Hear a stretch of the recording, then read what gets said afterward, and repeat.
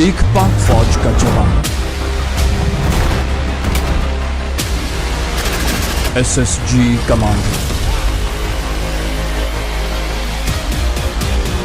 एक बाजीगर की हंगामा खेज दास्तान।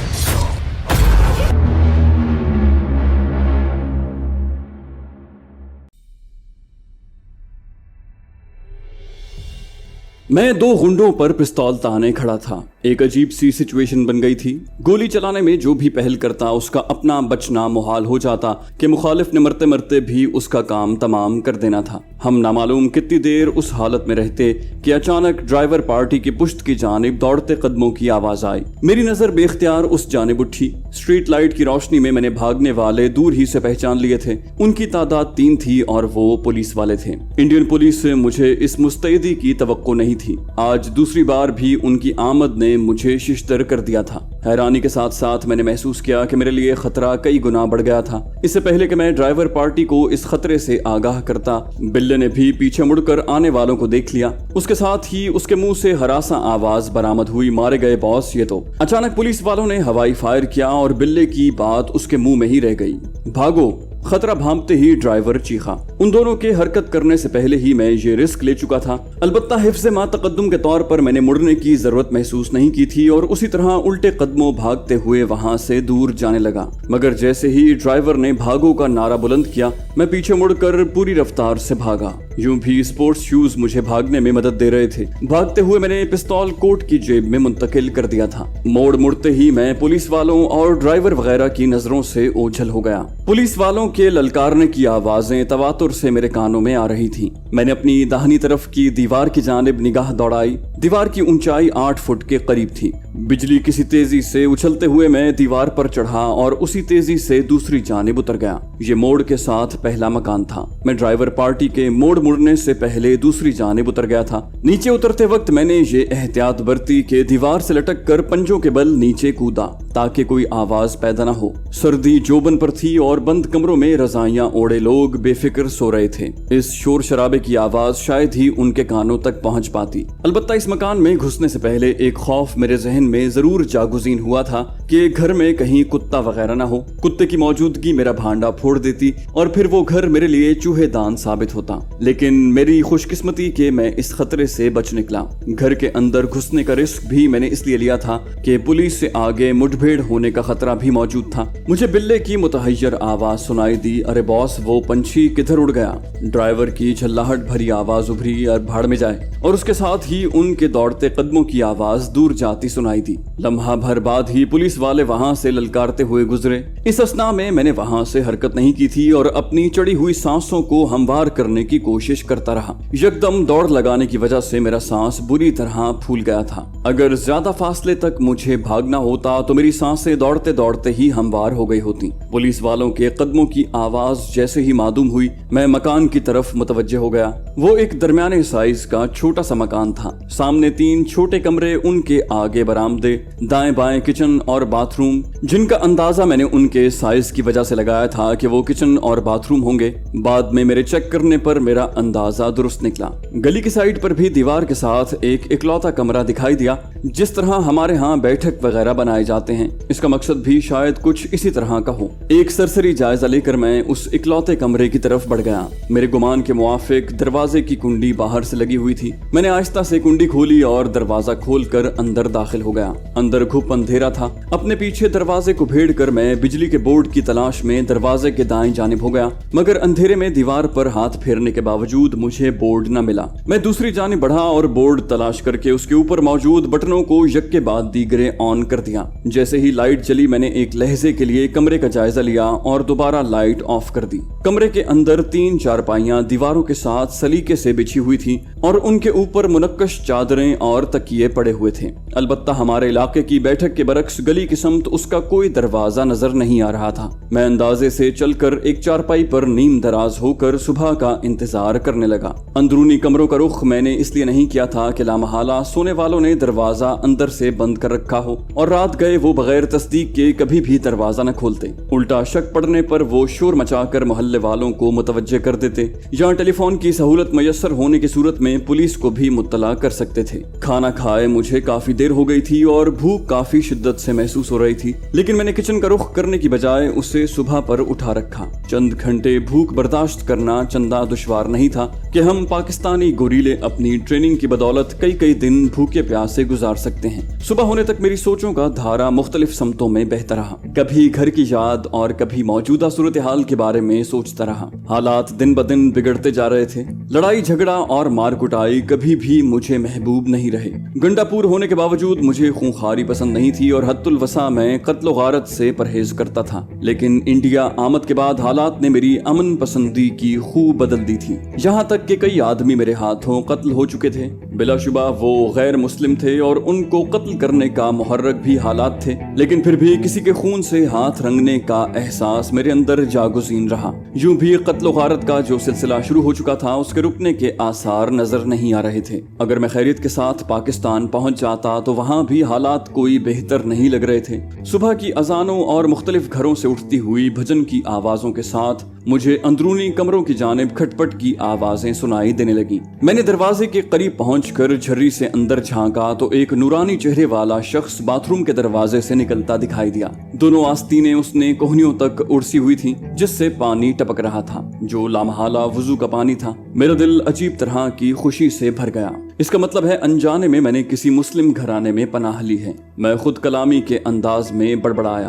बुजुर्ग सूरत शख्स बाथरूम से निकलकर बगली कमरे में घुस गया और फिर थोड़ी देर बाद सर पर सफेद टोपी रखे वो बैरूनी दरवाजे की तरफ आता दिखाई दिया। मैं आहिस्ता से पीछे हटा और फिर चारपाई पर आकर बैठ गया। अभी मुझे बाबा की वापसी का इंतजार करना था। उसकी गैर मौजूदगी में घर के अंदर घुसना मुझे नामुनासिब लग रहा था। आध पौन घंटे के बाद मुझे बैरूनी दरवाजे के खुलने की आवाज आई। मैंने आगे बढ़कर दरवाजे की झर्री से झांका तो वो बाबा ही था। हाथ में तस्बीह पकड़े वो आहिस्ता रवी से चलता हुआ बरामदे की समत बढ़ता दिखाई दिया। मैं आहिस्ता से बोला, बाबा जी बात सुने। वो ठिठक कर रुक गया और हैरानी से दाएं बाएं देखने लगा। मैंने दरवाजा हल्के से बजाकर कहा, मैं इधर हूँ बुजुर्गो। इस दफा उसने मुझे देख लिया और चेहरे पर हैरानी के तासुरात सजाए वो कमरे की जाने बढ़ा। उसके कमरे में दाखिल होने से पहले मैंने दरवाजा खोलकर लाइट जलाई, जिससे कमरे में छाया मलगजा अंधेरा रोशनी में बदल गया। उसके कमरे में दाखिल होने में मैंने सलाम करने में पहल की, अस्सलाम वालेकुम। वो खुशू व खुजू से बोला, वालेकुम अस्सलाम वरहमतुल्लाहि वबरकातुहू। बैठे, आप गालिबन इकबाल मियाँ के मेहमान हैं। मैंने नफी में सर हिलाकर कहा, नहीं बुजुर्गवार,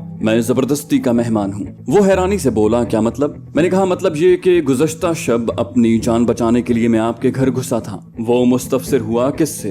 पुलिस से? या मैंने अपनी बात की वजाहत की, पुलिस से भी और मुजरिमों से भी। वो मतानत से बोला, बरखुरदार, ये घर मुजरिमों को पनाह देने का मुतहम्मिल नहीं हो सकता। अलबत्ता आपके मुसलमान होने के नाते मैं इतना कर सकता हूँ कि आपको नाश्ता करवा कर यहाँ से रुखसत कर दूं और पुलिस को भी इत्तला न दूं। मैंने कहा, इसके साथ अगर आप मुझ पर एक और मेहरबानी करें कि मेरी कहानी सुन लें तो कैसा रहेगा? कहानी? उसने बायां हाथ उठाकर अपनी दस्ती घड़ी पर टाइम देखा और फिर एक लहजा सोचकर बोला, चलो सुना दो। मैंने कहा, मेरा ताल्लुक पाकिस्तान आर्मी से है। उसकी तरफ से इजाजत पाकर मैंने अपनी आप बीती शुरू की और पाकिस्तान का लफ्ज सुनते ही वो संभल कर बैठ गया। मैंने भी अपने गाँव के वाकयात से शुरू करके शुमाली इलाका जात, खत का मिलना, भगोड़ा होना, फिर गिरफ्तारी और फरार तक की तमाम कहानी उसके गोश गुजार कर दी। इस दौरान वो खामोशी से बैठकर मेरी तरफ मुतवज्जे रहा। मेरे खामोश होते ही वो मुस्तफसिर हुआ, तुम्हारा नाम उमर जान है? मैंने इस बात में सर हिलाकर कहा, जी। आपने गालिबन? वो कता कलामी करते हुए बोला, हाँ आप सही समझे। पिछले चंद दिन से अखबारात में आपके मुताल्लिक बड़ी गर्म खबरें शाया हो रही हैं। मैंने कहा, बस ये तो जर्रा नवाजी है इंडिया वालों की कि मुझे तखरीबकार, दहशतगर्द और पता नहीं क्या क्या बना दिया। उसके लहजे में अपना यद दराई, अब तुम्हारा क्या इरादा है और मैं तुम्हारी क्या खिदमत कर सकता हूँ? मैं भी बगैर तकल्लुफ के बोला, आप मेरी क्या खिदमत कर सकते हैं? वो बोला, बेटा बात यह है कि पहले मुजरिम समझ के मैं तुम्हें यहाँ से जाने के बारे में कह चुका हूँ और इस बात पर मैं शर्मिंदा भी नहीं हूँ, क्योंकि ये घर वाकई मुजरिमों को पनाह देने से कासिर है। अलबत्ता तुम्हारी बेगुनाही इस बात की मुतकाजी है कि मैं हद्दुल वसा तुम्हारी मदद करूं और जहां तक ताल्लुक है तुम्हारे काम आने का तो तुम्हें जितने पैसे चाहिए वो मुझसे ले सकते हो, या पनाह चाहिए तो मेरे घर के दरवाजे हमेशा तुम्हारे लिए खुले हैं, जितना अरसा चाहे यहाँ आराम से रहो। इसके अलावा अगर तुम ये कहो कि मैं तुम्हें सरहद पार करवा दूं तो माफ करना बेटा, ये मेरे बस से बाहर है। मैंने कहा मेहरबानी चचा जान, मुझे बस आज का दिन ही यहाँ पर गुजारना है, शाम तक शायद मैं यहाँ से निकल जाऊं। आपने इतना करना है कि दिल्ली से बम्बई जाने वाले किसी ऐसे रास्ते की तरफ मेरी रहनुमाई कर देना जिस पर मेरे लिए खतरा कम हो। वो साफ गोई से बोला, इस बारे में भी माजरत खा हूँ, मुझे दिल्ली से बम्बई जाने वाले किसी भी ऐसे रास्ते के मुतालिक मालूमात नहीं है जिस पर सफर करके आपकी पुलिस से मुठभेड़ ना हो। मैं मुस्कुराता हुआ बोला, अच्छा फिर नाश्ता ही करवा दें। उसने ज़ेरे लब मुस्कुराते हुए नफी में सर हिलाया, नहीं, पहले आप उठें, गर्म पानी से गुस्ल करें, कपड़े बदली करें, उसके बाद नाश्ता मिलेगा। मैं फौरन उससे मुत्तफिक हो गया कि मेरा अपना जी नहाने को कर रहा था। जैसे आपकी मर्जी चचा जान। वो उठता हुआ बोला, चलो, और मैं भी बेसाख्ता उसके साथ खड़ा हो गया। सूरज तुलू हो चुका था। घर के सहन में हल्की पीली धूप फैली हुई थी। बरामदे में एक दरमियाने कद का जवान खड़ा था जिसका तारुफ उस बुजुर्ग ने इकबाल के नाम से करवाया था। उनका अपना नाम अब्दुल मनान था। उनकी बीवी अरसा हुआ फौत हो चुकी थी, जबकि औलाद में एक इकबाल और एक उससे छोटी बहन रुकैया शामिल थे। दोनों शादीशुदा थे। इकबाल खुद एक छोटे से बच्चे बिलाल का बाप था। उसकी बीवी मारिया एक कबूल सूरत घरेलू खातून थी। वो खुद एक दफ्तर में क्लर्क था, जबकि अब्दुल मनान का अपना एक जनरल स्टोर भी था। उनकी गुजर औकात बहुत अच्छे तरीके से हो रही थी। नीम गर्म पानी से नहाकर मेरी सुस्ती दूर हो गई। लिबास के नाम पर मेरे हवाले एक चादर और कमीज की गई कि इकबाल और अब्दुल मनान दोनों की शलवारें मेरे नाप से छोटी थी। कमीज का अलबत्ता कोई खास फर्क नहीं था। वो लिबास जेबतन करके मैं खुद को बहुत हल्का फुल्का महसूस कर रहा था। मेरे बाथरूम से बाहर आते ही मारिया, जो इकबाल की बीवी थी, बाथरूम में घुसकर मेरे कपड़े धुलाई करने लग गई। वो दोनों बाप बेटा नाश्ते पर बेसब्री से मेरा इंतजार कर रहे थे। नाश्ते में सब्जी के पराठे, ऑमलेट, दूध, दही वगैरह शामिल था। नहाने से मेरी भूख मजीद चमक उठी थी और मैंने नाश्ते के साथ खूब इंसाफ किया। नाश्ते पर छाई खामोशी को तोड़ते हुए इकबाल बोला, अच्छा उमर भाई, मैं तो दफ्तर चला, वापसी पर इंशाल्लाह आपसे गपशप होगी। जरूर, मैं उससे हाथ मिलाता हुआ बोला, और अगर हो सके तो वापसी पर 2-3 अखबार लेते आना। वो मुस्कुराता हुआ बोला, अखबार तो अभी ले लो, इस घर में बाकायदगी से अखबार बीनी होती है। अब्बू जान तो अखबार पढ़े बगैर स्टोर पर नहीं जाते। ये तो आज आपकी आमद ने उन्हें इस शुगल से बाज रखा। उसके बाद वो कमरे से 2 ताज़ा अखबार निकाल लाया जो लाजिमन अखबार फरोश सुबह सुबह उनके घर फेंक गया था। इकबाल तो अखबार देकर दफ्तर चला गया और हम दोनों अखबार पढ़ने में मशगूल हो गए। मुझे सिर्फ अपने बारे में छपी हुई खबर पढ़ने से दिलचस्पी थी और इसके लिए मुझे अखबार खंगालने की जरूरत नहीं पड़ी। फ्रंट पेज पर ही मेरी 2 तस्वीर जगमगा रही थी, जिनमें एक तस्वीर दाढ़ी वाली और दूसरी दाढ़ी के बगैर थी। नीचे पुराने झूठ सच के साथ नई तफसीलात भी दी हुई थी। दिल्ली मीरठ रोड पर मेरे हाथ से कत्ल होने वाले उठाई गिर के अलावा भी दिल्ली में होने वाले चंद कत्ल मेरे नाम से मंसूब किए गए थे। रोड वाले कत्ल का सेहरा मेरे सर इसलिए बंधा था कि उसके साथी को मैं बेहोश छोड़ाया था, जो बाद में पुलिस के हाथ चढ़ गया था, जिससे मेरा दिल्ली में वारिद होना राज न रह सका। टैक्सी ड्राइवर और बिल्ला नामी शख्स भी पुलिस की गिरफ्त से न बच सके थे। उनकी गिरफ्तारी का सारा क्रेडिट एक मुसलमान इंस्पेक्टर को जाता था, जिसने जान पर खेल कर उन दोनों को गिरफ्तार किया था। उन दोनों ने भी अपने आप को बेकसूर साबित करने के लिए सारा इल्जाम मेरे सर धरा था कि किस तरह मैंने उनसे टैक्सी छीनने की कोशिश की थी, जो पुलिस की मदाखलत से नाकाम हो गई थी। उनके इस बयान पर पुलिस ने भी अपनी अजली बेहिसी का सबूत दिया था, वरना उनसे सिर्फ इतना ही पूछ लिया जाता कि अगर वो बेकसूर थे तो पुलिस को देखकर भागे क्यों थे। बहरहाल मैंने ज्यादा देर इस बात पर सर न खपाया और अब्दुल मनान से दूसरा अखबार लेकर पढ़ने लगा। उसमें भी कमोबेश पहले अखबार वाली कहानी दोहराई गई थी। अलबत्ता अब्दुल मनान के मोहल्ले में मेरी रूपोशी को बुनियाद बनाकर लिखा गया था कि मैं अभी तक इसी मोहल्ले में हो सकता हूँ और पुलिस को सारे मोहल्ले का घेराव करके घर घर की तलाशी लेने का मशवरा दिया गया था। ये खबर अब्दुल मनान भी पढ़ चुका था, लेकिन उसने इस पर किसी किस्म का तबसरा करने से गुरेज किया था। अखबार से फारिग होते ही मैं अब्दुल मनान से मुखातिब हुआ, चचा जान, अगर इजाजत हो तो मैं थोड़ी देर आराम कर लूं। वो पुरखुलूस लहजे में बोला, हाँ हाँ बेटा, क्यों नहीं। मारिया बेटी ने तुम्हारे लिए बैठक में बिस्तर लगा दिया है। और मैं बैठक में आकर सो गया। सारी रात की थकन और फिर पेट भरने के बाद नींद की मेहरबान देवी ने मुझे अपनी आगोश में लेने के लिए देर न लगाई। मैं काफी देर सोता रहा।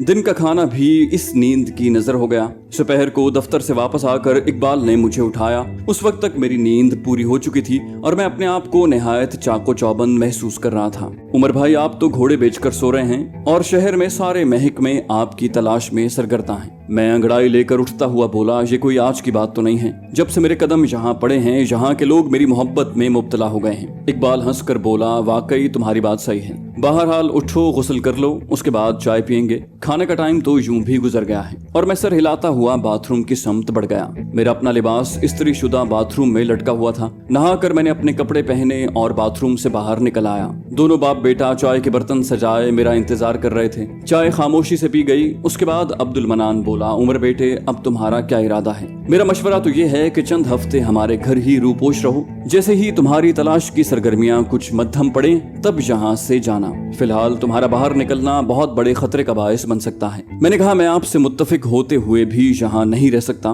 क्योंकि जब तक मुझे घर की तरफ से इत्मीनान हासिल नहीं हो जाता मुझे चैन नहीं आ सकता। अब्दुल मनान ने कहा, ये ना हो कि इस तेजी की बदौलत खुदा न खास्ता हमेशा के लिए घर पहुंचने से ही रह जाओ। इसलिए मेरा मशवरा यही है कि ज्यादा नहीं तो कम से कम एक हफ्ता बाहर निकलने से गुरेज करो। मैंने कहा, आपकी मेहरबानी चचा जान, लेकिन ये नामुमकिन है। वो बादिल नखास्ता राजी होता हुआ बोला, चलो जैसे तुम्हारी मर्जी। इकबाल ने मौजू बदला, उमर भाई, हमें अपने शहर और पाकिस्तान के बारे में कुछ बताओ ना। और मैं उन्हें अपने प्यारे मुल्क और शहर के बारे में तफसील से बताने लगा। हम इसी गुफ्तगू में महव थे कि मस्जिद से मगरिब की अजानें बुलंद हुई। वो दोनों बाप बेटा तो मस्जिद की समत रवाना हो गए और मैं वुजू करके घर में ही नमाज पढ़ने में मशगूल हो गया। उनकी मस्जिद से वापसी पर हम तीनों ने इकट्ठे बैठकर पुरतकल्लुफ खाना तनावुल किया। इकबाल की बीवी ने अलबत्ता हमारे साथ बैठने की जरूरत महसूस नहीं की थी और हमारे आगे खाना चुनने के बाद वो अपने बच्चे को लेकर किचन में घुस गई थी। खाने के बाद एक मर्तबा फिर चाय का दौर चला और फिर वो दोनों बाप बेटा रूटीन के मुताबिक इशा की नमाज के लिए रवाना हो गए। उनकी वापसी के बाद मैं वहाँ से कूच करने के लिए तैयार हो गया था। अब्दुल मनान पुरखुलूस लहजे में बोला, बेटा, कम से कम आज की रात तो हमें मेजबानी का मौका देते। मैंने कहा, चचा बखुदा, मेरा एक एक लम्हा कीमती है, वरना मैं कभी भी आपकी बात न ठुकराता।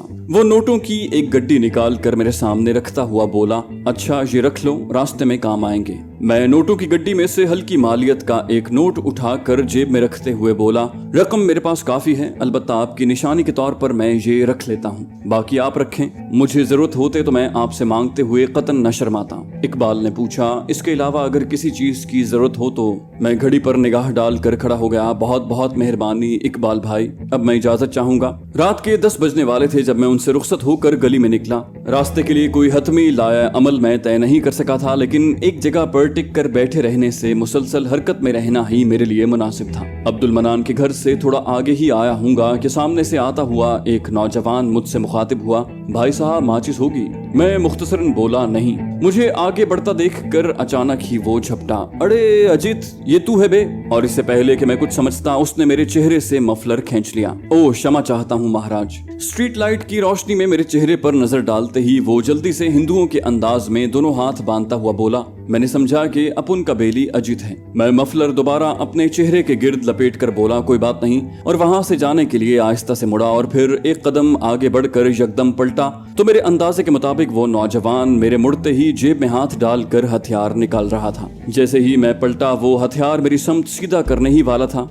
वो मेरी किक की रेंज में था और मैं अपने दाएं पांव पर घूमा और बाएं पांव की एड़ी की जरब उसके दाहिने हाथ पर पड़ी और पिस्तौल उसके हाथ से निकलकर दूर जा पड़ा। इस बार मवालियों वाला लहजा इख्तियार करने की बजाय वो इंग्लिश में बोला, उमर जान, तेरा खेल खत्म हो चुका है और तुम चारों तरफ से घेरे में हो। मैं सर्द लहजे में बोला, खेल खत्म नहीं हुआ बल्कि अभी शुरू हुआ है मिस्टर। उसके साथ ही मेरा बायां मुक्का बिजली किसी तेजी से उसके चेहरे पर पड़ा और वो उछल कर नीचे जा पड़ा। उसके उठने से पहले ही मेरे पांव की ठोकर उसके सर में लगी, जिससे उसका सर एक धमाके के साथ गली के फर्श से टकराया और उसने हाथ पांव ढीले छोड़ दिए। मैं चंद कदम दूर गिरे हुए पिस्तौल को उठाने के लिए जैसे ही झुका, फजा में फायर की आवाज गूंजी और शू की आवाज के साथ गोली मेरे ऊपर से गुजर गई। मैंने तो आने वाले हालात से निमटने के लिए पिस्तौल उठाना चाहा था कि मेरे पास मौजूद कोबरे वाले पिस्तौल में राउंड कम थे, लेकिन इस झुकने ने मेरी जान बचा दी थी। पिस्तौल हाथ में पकड़ते ही मैं बजाय सीधा खड़ा होने के उसी जगह औंधे मुंह लेट गया।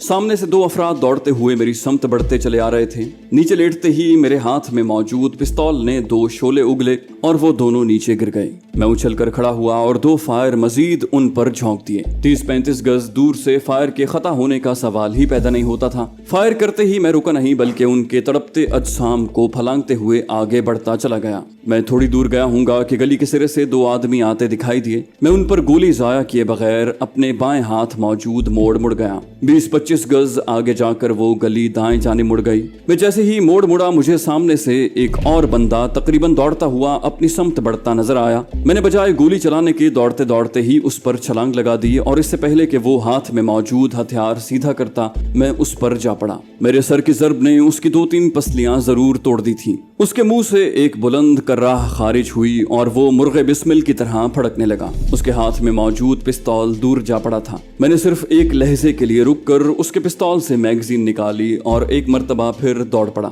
मैं बुरी तरह फंस चुका था। तमाम गलियों में खुफिया एजेंसियों के अहलकार फैल चुके थे। किसी घर में घुसना भी मेरे लिए मुफीद नहीं था कि वो इलाके को घेरे में लेकर घर घर की तलाशी शुरू कर देते। मुझे अब्दुल मनान की बात न मानने पर अफसोस हुआ। मुझे उनकी बात मानकर ज्यादा नहीं तो 2-3 दिन जरूर इंतजार करना चाहिए था। तमाम गलियों में उन्होंने एक एक 2-2 बंदे छोड़े हुए थे। मेरी सबसे बड़ी प्रॉब्लम इलाके से नावाकिफियत थी। वो गलियां मुझे किसी तिलिस्मी इमारत की भूल भुलैया लग रही थी। उस वक्त रुककर कोई लायामल तरतीब देना नामुमकिन था। मुझे दौड़ते भागते ही इस जाल से निकलने की सही करना थी। जाने से पहले बस इस वीडियो को लाइक कर दीजिए। इंशाल्लाह आपसे अगली किस्त में मुलाकात होगी। तब तक के लिए अल्लाह हाफिज।